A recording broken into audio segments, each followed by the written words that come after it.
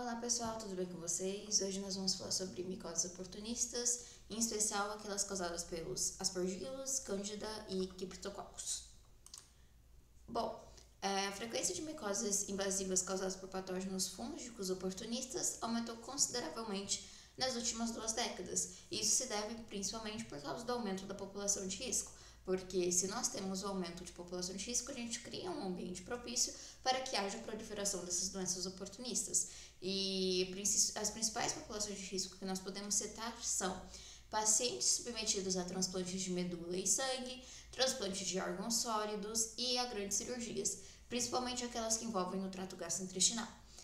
Portadores de AIDS e doença neoplásica, pacientes sob terapia imunossupressiva, incluindo com o uso de corticosteroides e quimioterapia, e também aqueles que apresentam neutropenia e uma redução no número de leucócitos, que está ali bastante associado à imunossupressão. Agora vamos começar falando um pouquinho sobre a cândida, que é considerado o principal patógeno oportunista. Ela é a terceira causa mais comum de infecções da corrente sanguínea nosocomiais e apresenta-se como células leveduriformes ovais que se reproduzem por brotamento, criando blastoconídeos. Aqui eu tenho uma imagem, que representa algumas formas que esse fungo pode assumir. Então aqui nós temos os blastoconídeos, que é basicamente uma levedura em que a gente tem, o início de um brotamento, já que a reprodução é feita, por brotamento, na forma sexuada. E a maioria das espécies, exceto a Cândida glabrata, produz pseudo-hifas e hifas verdadeiras. E aqui a gente tem a representação de uma pseudo-hifa. A Cândida albicans, especificamente, ela vai formar tubos germinativos e clamidoconídeos. Aqui nós temos a representação do tubo germinativo.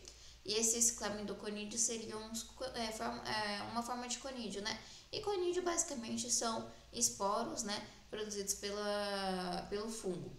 E a maioria das infecções deve-se a 5 espécies principais, sendo que a Cândida albicans é a espécie mais isolada e predominante na maioria dos tipos de infecção e infecções das mucosas. Então aqui a gente vai dar sempre maior ênfase, para a Cândida albicans. Aqui a gente tem algumas imagens desse fungo, a imagem de microscopia, e aqui a gente observa, as leveduras, às vezes um formato um pouquinho mais oval, e aqui a gente percebe também a foto desse mesmo fungo, só que em menor aumento. Aqui a gente não consegue observar uma pseudo-hifa nessa foto específica, mas sim a gente pode ter a apresentação de pseudo-hifas nesse fungo. Bom, agora vamos falar sobre epidemiologia e transmissão. E a Cândida, elas são colonizadores de seres humanos e animais de sangue quente e são comensais no trato gastrointestinal, que seria este o principal local de colonização. Mas podem ser encontrados também na vagina, uretra, na pele e nas unhas, por exemplo, ali dos dedos, das mãos e dos pés. A transmissão endógena mais comum. Endógena significa endo, ou seja, que vem de dentro. Então aqui seria quando a principal fonte de infecção é o próprio paciente, porque ela vai ocorrer quando a microbiota normal do hospedeiro, já que a Cândida ela costuma ser já um colonizador do organismo humano, se torna patogênico devido ao enfraquecimento da barreira protetora. E esse enfraquecimento da barreira protetora pode se dar por inúmeros motivos. Por exemplo, pacientes imunossuprimidos que têm alguma doença que causa imunossupressão ou estão fazendo uso de algum medicamento que provoca imunossupressão, ou até medicamentos, às vezes, que podem provocar algum desequilíbrio da microbiota normal do hospedeiro e propiciar a proliferação exacerbada da Cândida, de forma que ela passe a adquirir um potencial patogênico. E a passagem para a corrente sanguínea, que é denominado candidemia, sempre que a gente vê essa terminação mia, esse sufixo mia, é porque está relacionado ao sangue. Requer crescimento exacerbado no habitat comensal e uma brecha também na integridade da mucosa do trato gastrointestinal para possibilitar que esse fungo atinja ali a corrente sanguínea e se prolifere pelo organismo. E a transmissão exógena, exo significa que vem de fora, então aqui não vai ser mais de origem por causa de descompensação da microbiota normal. Aqui a gente realmente vai ter uma fonte externa da infecção, muito de origem muitas vezes nosocomial, ou seja, relacionados a estabelecimentos de saúde, como por exemplo o ambiente hospitalar. Envolve o uso de soluções contaminadas, nutrição parenteral e transdutores de pressão vascular. e também a transmissão de paciente para pacientes de profissionais de saúde para pacientes, né, por meio das mãos contaminadas mesmo, é bem documentada, especialmente UTIs. Então, às vezes, o profissional de saúde, por algum motivo, está com as mãos contaminadas, né, pelo fungo. Como a gente viu, ele pode sim colonizar a pele e também as unhas, né? Então, às vezes, o profissional de saúde, ele vai fazer o manejo no paciente que já está bastante debilitado, que geralmente é o caso de pacientes que estão na UTI. Então, ao manusear esse paciente, ele pode acabar contaminando, né, o paciente com esse fungo, e pelo fato do paciente já estar debilitado, o organismo desse paciente se tornar um ambiente propício para a proliferação desse fungo, causando ali as consequências patogênicas. Agora a gente vai falar finalmente dos doenças e sintomas da Cândida. As principais infecções seriam aquelas mucocutâneas, né, denominadas superficiais. Dentre elas a gente pode citar o sapinho, a orofaringe, que o sapinho seria basicamente, né, a famosa candidíase oral, que a gente tem como principais características, né, na manifestação de manchas brancas semelhantes ao queijo de cottage, que podem se estender ao trato gastrointestinal, e vai ser comum em extremos etários, por exemplo, pessoas muito jovens, né, crianças, bebês, ou então pessoas mais idosas, diabéticos, usuários de próteses ou aqueles sob antibiótico-terapia ou imunossuprimidos. Aqui a gente tem uma imagem, né, de uma criança com um sapinho, que a gente observa aqui essas manchas, né, essas placas esbranquiçadas na língua da criança, que é uma manifestação muito comum e muito marcante dessa forma, né, dessa doença causada pela cândida, dessa forma de candidíase. A gente tem também a candidíase vulvovaginal, que vai ser mais comum, por exemplo, em casos de gravidez, em diabéticas e aquelas pessoas que fazem uso de antibióticos e corticosteroides. Que geralmente, né, corticoides costumam, né, causar uma certa imunossupressão. Também antibióticos, eles podem sim favorecer, né, um desequilíbrio ali da microbiota, e esse desequilíbrio pode causar proliferação exacerbada ali dessa cândida. Aqui nós temos uma imagem do colo uterino e a gente observa aqui de novo esse corrimento, né, essa secreção esbranquiçada, que é muito característica da candidíase. E também a gente tem a questão, né, que pode ocorrer também a contaminação de pele e unhas, e vai ocorrer principalmente em locais úmidos e ocluídos, como por exemplo em dobras cutâneas. A gente pode citar as axilas, a pele dos cotovelos, dos joelhos, e a onicomicose, que vai ser ali também, né, essa infecção das unhas. Infecções disseminadas invasivas, ou seja, aquelas infecções hematologicamente disseminadas, que é a famosa candidemia, que envolvem órgãos-alvo, como por exemplo fígado, baço, rins, coração e cérebro, e costumam ser graves. E essa candidemia ela vai atingir pacientes com malignidades hematológicas, neutropenia, cirurgia abdominal ou extremidade, que seriam aqueles com mais de 70 anos ou então nascidos prematuros, que daí aqui, né, são essas as principais populações de risco, justamente, né, que são desses organismos, dessas pessoas com essas características, que a cândida encontra um ambiente mais propício para se proliferar. A gente tem a candidíase do sistema nervoso central, que pode simular uma meningite bacteriana ou ainda apresentar o curso crônico, mais lento, mais insidioso. A gente tem a endocardite, que resulta em sua maioria da colonização de prótese ou válvula cardíaca danificada, do miocárdio ou do espaço pericárdico, e é comum apresentar febre e alterações do murmúrio cardíaco. A gente pode ter envolvimento ocular, que vai se manifestar por meio de corioretinite e endoftalmite, e vão ser frequentes em pacientes com candidíase hematogênica, já que tem essa proliferação pelo sangue, e pode haver infecções nos ossos e articulações também. Essa última imagem aqui mostra a candidíase cutânea, né? Que daí as lesões clínicas são caracterizadas por serem eritematosas, ou seja, avermelhadas, úmidas, apresentarem bordas mal definidas. A gente pode observar algumas fissuras ao redor da boca também, formar placas secas e escamosas e até pústulas. Agora a gente vai falar um pouco sobre o diagnóstico e o tratamento. O diagnóstico pode ser feito por meio do exame microscópio direto, como eu mostrei ali as imagens de microscopia para vocês, que a gente pode observar leveduras em brotamento e pseudohifas, que são características da cândida, né?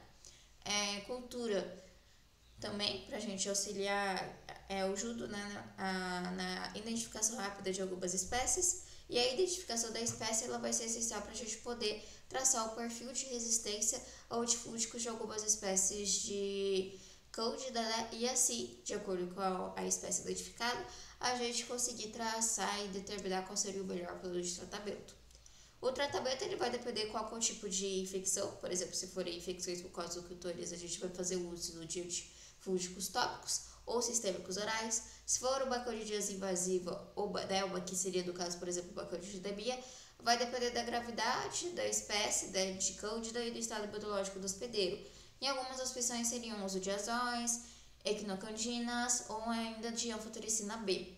E daí o manejo seria priorizar a remoção do foco de infecção, como por exemplo catéteres vasculares, porque às vezes a gente coloca o catéter ele pode pegar e favorecer a disseminação do fungo ali. Esse fungo pode formar, por exemplo, biofilmes, que esses biofilmes favorecem uma resistência maior, né, ao fungo. Então, às vezes, se a gente remove o foco de infecção, ali, o próprio catéter, a gente já tira uma grande carga ali, né, de contaminação do paciente. E a reconstituição do sistema imunológico, porque a gente visa reconstruir esse sistema imunológico justamente para o organismo do paciente ter melhores condições para combater esse fungo. Agora vamos falar sobre o Cryptococcus. Começar com as características de classificação. A criptococose ela é uma micose sistêmica causada por leveduras encapsuladas. Dou muita ênfase a esse encapsulados porque é uma característica distintiva do gênero Cryptococcus. E a gente tem duas espécies principais, a Cryptococcus neoformans, que ela vai ser mais frequentemente oportunista, e a Cryptococcus gat, que tende a ocorrer inclusive em pessoas imunocompetentes. A morfologia, elas apresentam-se como leveduras esféricas ou ovais, encapsuladas, reproduzem-se por brotamento, e como eu disse, né, a característica distintiva em tecidos e no líquido cefalorraquidiano é a cápsula polissacarídea extracelular, que aparece como um halo, né, um halo transparente, um halo pálido na tinta nanquim. Então aqui eu trouxe algumas imagens. Aqui a gente observa, por exemplo, a gente consegue ver a levedura, né, bem arredondada e bem esférica, e daí a gente vê em volta nessa região mais clara, que seria justamente o halo, né, criado que representa ali a cápsula polissacarídea extracelular, porque essa cápsula ela não vai apresentar afinidade por esse pigmento, por essa coloração. Então a gente diz que a gente tem um halo transparente em volta, e essa coloração mais escura em volta é o que a gente denomina de tinta nanquim. Aqui novamente, nessa imagem a gente não consegue observar a levedura muito bem, mas a gente vê claramente a criação desse halo transparente, desse halo pálido produzido pela cápsula desse fungo. E daí aqui a gente vê novamente as leveduras, né, dos criptococcus, aqui outras imagens também representando as leveduras. Epidemiologia e transmissão. Transmissão vai ser adquirida pela inalação de células aerosolizadas encontradas no ambiente, e daí com relação ao habitat. O Cryptococcus neoformans ele vai ser encontrado em todo o mundo, em solo contaminado com excrementos de aves, principalmente em pombos. Então a criptococose, aquela causada por Cryptococcus neoformans, é a tal da famosa doença do pombo, né, que pode sim ser muito grave. E daí o habitat da Cryptococcus gat, ela vai ser encontrada principalmente em climas tropicais e subtropicais e vai estar associada a árvores de eucalipto. Que aqui popularmente a gente conhece menos dessa forma, né? É muito mais famosa a tal da doença do pombo.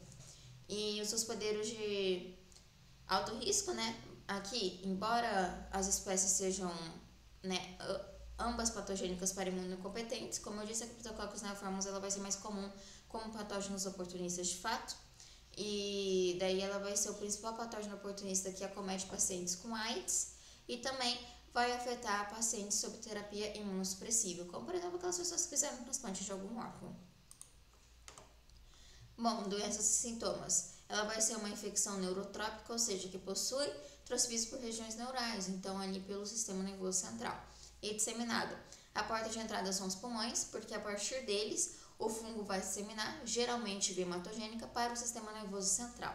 As principais síndromes clínicas são a doença pulmonar, que varia de um processo sintomático à pneumonia bilateral, com a apresentação de infiltrados nodulares. A gente pode ter a meningoencefalite criptocócica, que é a forma mais comum da criptococose, pois os fungos são altamente neurotrópicos, como eu já expliquei. e o curso é drasticamente grave em pacientes com AIDS. E a gente tem os criptococomas, que são lesões parenquimatosas observadas no sistema nervoso central, então aqui a gente tem a formação de granulomas, e são mais frequentes em pacientes com Cryptococcus gat, né, em pacientes imunocompetentes, já que Cryptococcus gat costuma, né, infectar pessoas imunocompetentes. E a gente pode ter ali elevação da pressão intracraniana, que é um fator bastante preocupante. E a disseminação, a forma disseminada, ela pode se manifestar como lesões cutâneas, que ocorre de 10 a 15% dos casos, parecendo um denominado, né, molusco contagioso. E a gente pode ter também infecções ósseas, oculares ou viscerais, e a próstata pode ser um reservatório assintomático desse fungo. Então aqui a gente observa essa forma disseminada com lesões cutâneas, e a gente vê que elas podem, né, possuir uma forma até bastante característica e ter umas complicações até severas. Agora a gente vai para o diagnóstico e tratamento. O diagnóstico pode ser por meio de cultura, né, que pode ser uma cultura, então aquela ali vindo do sangue, a cultura de líquido cefalorraquidiano, ou mesmo de outro material clínico, por microscopia, para a gente observar essas leveduras encapsuladas em glutamento. Pode ser utilizado, por exemplo, a tinta nanquim. A gente pode ter também a detecção do antígeno, e é mais comumente feito pela detecção do antígeno polissacarídeo capsular no soro ou no líquido cefalorraquidiano. E o tratamento, para começar, ela é fatal se não tratada, então é essencial ter essa doença, né? A gente logo que descobrir já iniciar um tratamento. Pode ser feito por meio de terapia de indução, que a gente vai perdurar ali por mais ou menos 2 semanas, e pode ter o uso ali de anfotericina B associada à flucitosina.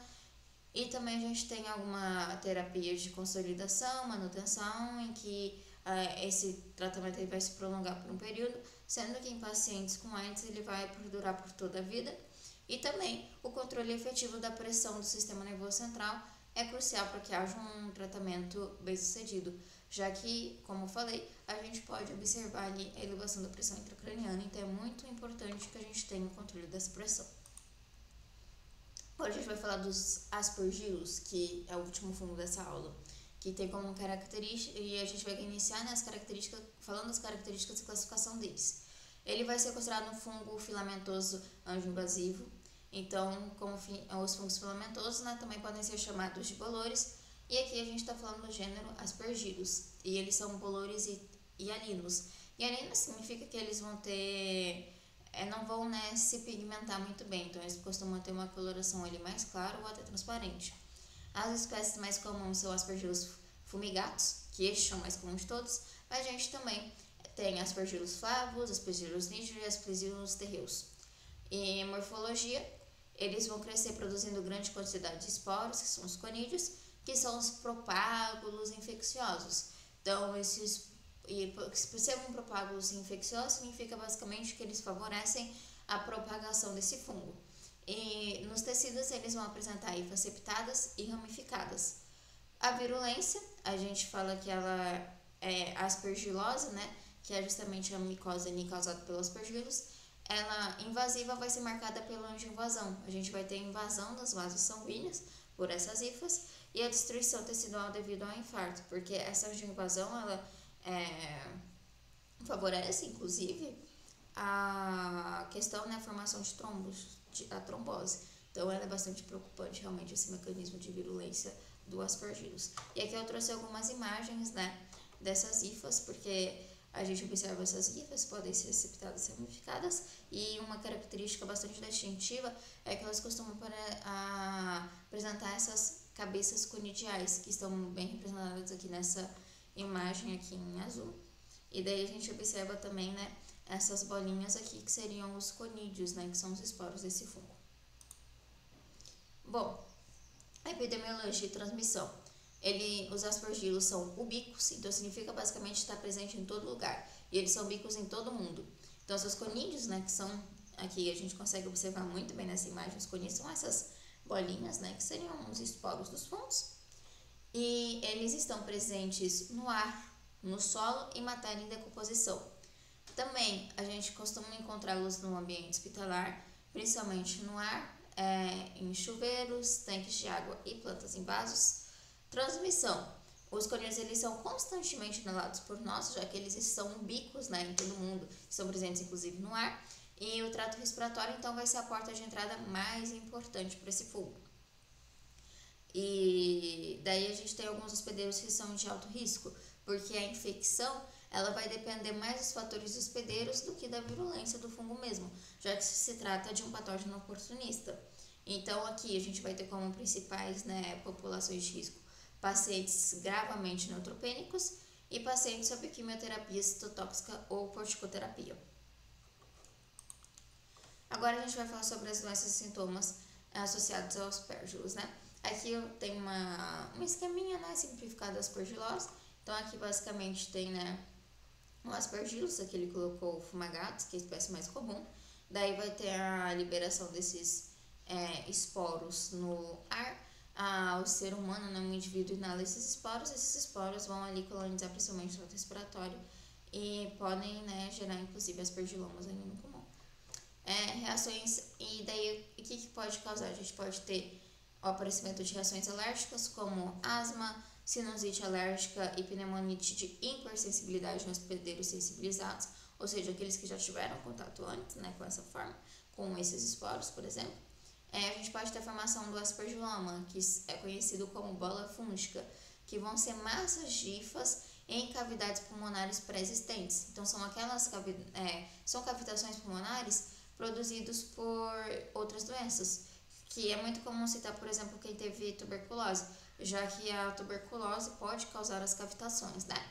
E geralmente é sintomático, mas pode causar hemoptise grave. Hemoptise seria basicamente tosse com sangue. A gente pode ter aspergilose invasiva pulmonar, que vai ocorrer em pacientes altamente imunossuprimidos, e como sintomas a gente tem febre, infiltrados pulmonares, dor torácica e hemoptise, e a mortalidade é alta, acima de 70%. A gente tem a aspergilose disseminada, que vai ter disseminação hematogênica, ou seja, pelo sangue, e é comum devido à natureza angioinvasiva do fungo, já que ele vai, né, angioinvasiva, então vai pegar e invadir os vasos sanguíneos. E os principais locais, né, que acontece seria o cérebro, coração, rins, trato gastrointestinal, fígado e baço. E aqui eu trouxe algumas fotos, né, da questão da bola fúngica do aspergiloma, que a gente observa em uma TC, né? Daí aqui a gente também observa por meio, né, da realização do exame ali. Então a gente consegue observar a destruição, né, do segmento ali apical ali do pulmão. E daí aqui a gente ainda observa com, né, essa estrutura aqui esbranquiçada, com áreas necróticas, né? E esse aspecto endoscópico ele vai ser sugestivo de infecção fúngica. Então a gente viu ali, realizou basicamente como se fosse uma endoscopia ali na área pulmonar, e a gente consegue observar a proliferação desse fungo. Diagnóstico e tratamento vai ser por meio da histopatologia. A gente vai buscar visualizar e fazer ali nas septadas e ramificadas, geralmente ângulo agudo de 45 graus, em amostras de tecido. A cultura ela vai crescer rapidamente meio micológico, então a gente pode ter observação desses fungos em cultura e a detecção de antígenos também. E o tratamento seria prevenção, então o paciente de alto risco seria mantidos em ambientes com ar filtrado, e ainda, né, neutropênicos é comum haver uma profilaxia com o uso de azóis para buscar, né, conter a proliferação desse fungo. A gente pode ter a utilização de terapia antifúngica, que quase sempre vai envolver a administração de voriconazol, e ainda, né, pode ter a utilização de anfotericina B, só que a espécie de o Aspergillus terreus, ele apresenta resistência a esse medicamento. E daí o manejo seria esforços para diminuir a imunossupressão, então a gente busca reconstruir as defesas imunológicas do hospedeiro e realizar a ressecção cirúrgica do tecido infectado, se possível, para a gente evitar essa proliferação desse fungo. E agora eu trouxe uma tabela comparativa, um resuminho, né, de todos os fungos que a gente falou nessa aula. Mas daí aqui eu falaria, pensando numa prova, por exemplo, no exame, eu acho que se fosse para escolher um slide para decorar e ter na ponta da língua mesmo, seria esse aqui, porque aqui eu coloquei todas as características distintivas desses fungos, então a maioria das questões provavelmente vão abordar essas características. Bom, então vamos começar. Começando pela morfologia, a cândida ela costuma apresentar forma de levedura e pseudohifas. O Cryptococcus apresenta levadura encapsulada, muito característico, que foi aquele que eu apresentei para vocês, que forma um halo na tinta nanquim. E, enquanto isso, o Aspergillus ele possui forma de fungo filamentoso, né, também chamado de bolor. Então, a gente consegue ver que eles possuem características bem distintas. Estrutura-chave na cândida seria a formação de pseudohifas e de blastoconídeos. Cryptococcus é justamente a cápsula polissacarídea que forma aquele halo, né, mais pálido, aquele halo transparente na tinta nanquim. E ainda em Aspergillus seria hifas septadas, ramificadas, que vão produzir as cabeças conidiais que eu mostrei na imagem para vocês, que tem todas aquelas bolinhas com os conídeos. Então, como nós podemos ver, são todas bem diferentes entre si, bem distintas entre si, o que é muito legal para a gente conseguir diferenciar com maior facilidade. Doença típica, né? Lógico que ambas podem ter diversas manifestações, mas aqui eu coloquei as principais, né? Que são mais características de cada uma. Que seria a candididemia, que vai ser aquela proliferação pela corrente sanguínea. Infecções mucocutâneas, que eu mostrei lá a imagem. A gente pode ter, por exemplo, a questão da candidíase oral, que seria o sapinho, a vulvovaginal e ainda a cutânea. A Cryptococcus seria a questão do neurotropismo, então a gente tem, por exemplo, a formação de granulamas no sistema nervoso central, a gente pode ter elevação e depressão intracraniana, e daí do Aspergillus a gente seria realmente o mecanismo, né, a violência de angioinvasão, que pode causar um infarto tecidual, além da gente ter também poder ter formação de aspergilomas ou bolas fúngicas nos pulmões, que também é outra coisa muito característica dos Aspergillus. Transmissão pela cândida vai se dar principalmente endógena, né? Então a gente vai ter uma descompensação ali da microbiota normal, que vai favorecer a proliferação desse fungo.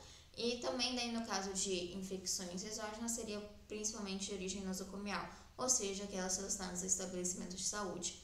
O Cryptococcus seria por meio da inalação de células aerossolizadas e como eu disse, né, a Cryptococcus ela vai começar por uma infecção ali dos pulmões, do trato respiratório, e daí geralmente pelo sangue mesmo, ele vai se proliferar para o sistema nervoso central, já que possui neurotropismo. E do Aspergillus seria a inalação dos conídeos, né, ubíquos, ou seja, onipresentes, que estão presentes em todo lugar. Então, por exemplo, no ar, no solo, em matéria em decomposição. Então, a gente é constantemente exposto aos conídeos desse fungo do Aspergillus. Em reservatório frequente, a cândida seria o próprio ser humano, principalmente o trato gastrointestinal, mas como nós vimos, eles podem estar presentes em outras regiões, como, por exemplo, na região ali vaginal, na pele e nas unhas ali das mãos e dos pés. O Cryptococcus seria solo contaminado com excremento de pombos, principalmente quando a gente está se referindo aos Cryptococcus neoformans, que costuma, né, geralmente causar uma micose oportunista, mesmo atingindo humanos premidos. Mas a gente tem outra espécie, que é o Cryptococcus gat, que ele vai estar mais comum em climas tropicais e subtropicais associados a árvores de eucalipto, e ele pode infectar inclusive imunocompetentes. O Aspergillus, por sua vez, como eu disse, né, os conídeos são onipresentes, são ubíquos, então vai estar presente no ar, no solo e matéria orgânica em decomposição. Gente, então foi essa a aula de hoje, espero que vocês tenham gostado do vídeo, agradeço imensamente a atenção de vocês, e aqui, né, a fonte mesmo, né, o livro de referência foi o livro Parasitologia, Fundamentos e Prática Clínica, do Siqueira. Enfim, gente, muito obrigada, tchau, tchau e até a próxima.